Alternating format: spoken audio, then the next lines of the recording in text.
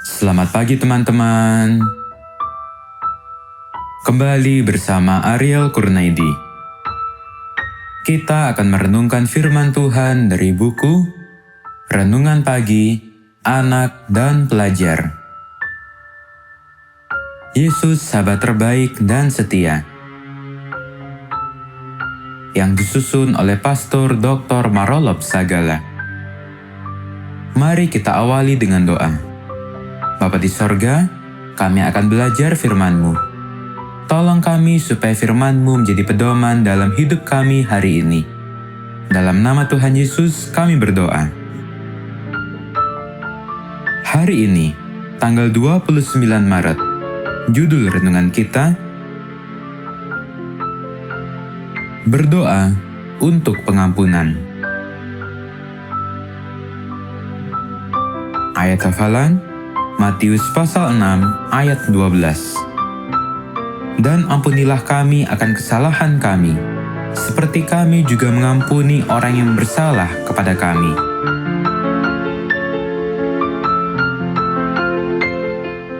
Bagian pertama dari doa yang diajarkan Yesus adalah pengakuan kita dan bahkan juga petisi kita kepada Allah.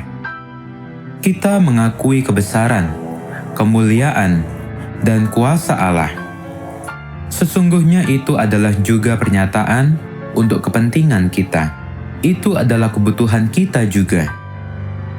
Kita perlu mengakui posisi Allah sebagai Bapa yang lebih tinggi dari kita, sehingga kita disambut sebagai anak.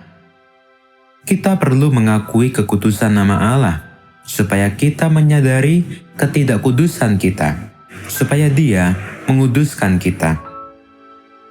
Kita perlu membuat petisi, supaya datang kerajaannya dan jadi kehendaknya, sehingga Dia yang mengendalikan dan bahkan melindungi kita.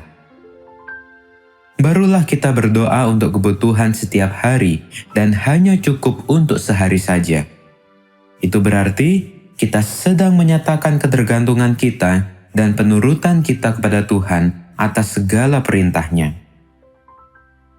Masih ingatkan pelajaran hari kemarin bahwa Tuhan memberikan makanan mana hanya cukup untuk sehari supaya Tuhan menguji mereka atas penurutan mereka pada hukum Tuhan, sebagaimana yang terdapat di dalam Keluaran pasal 16 ayat 4. Jadi bagian kedua dari doa yang diajarkan oleh Yesus juga adalah kebutuhan kita. Pernyataan yang membuat hubungan kita lebih kuat dengan Tuhan, yaitu pernyataan ketergantungan dan komitmen penurutan. Selanjutnya ketika kita berdoa untuk memohon pengampunan dengan berkata, "Dan ampunilah kami akan kesalahan kami," itu juga adalah permohonan untuk kebutuhan kita. Kita sedang meminta untuk membaharui hubungan kita dengan Allah. Meminta pengampunan atas kesalahan artinya meminta pengampunan dosa. Karena dosa, maka hubungan kita terputus dengan Allah.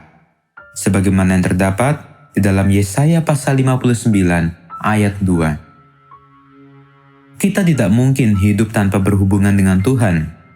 Itu sebabnya Yesus mengajarkan kita agar kita terus membaharui hubungan kita dengan Tuhan dengan meminta pengampunan. Tentu, ketika kita meminta pengampunan dari Tuhan, maka harus ada kemauan untuk bertobat dan lahir baru di dalam Tuhan. Karena pengampunan diberikan harus diawali oleh pertobatan, sebagaimana yang terdapat di dalam Kisah Para Rasul pasal 2 ayat 38. Selain pertobatan, hal yang diperlukan untuk mendapat pengampunan adalah kesediaan mengampuni orang lain yang pernah bersalah kepada kita. Itulah sebabnya Yesus mengajarkan kita untuk berkata dalam doa kita, "Dan ampunilah kami, seperti kami juga mengampuni orang yang bersalah kepada kami." Minta pengampunan, Tuhan pasti memberikan.